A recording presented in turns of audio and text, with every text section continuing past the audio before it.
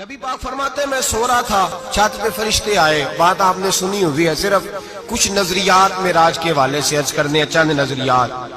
نبی پاک فرماتے ہیں حضرت جبریل نے چھت کے اوپر سے انہوں نے تھوڑا سا حصہ کھولا، چھت پھاڑی.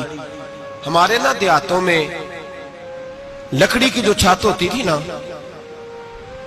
اس پہ ایک بندہ بھی اگر چلتا تھا نا تو گھر کے جو بزرگ ہوتے تھے کہتے تھے پتہ کرو چھت پہ بندہ ہے کوئی. ایک آدمی فٹافٹ بزرگ جاگ جاتے تھے، کہتے پتہ کرو بھائی.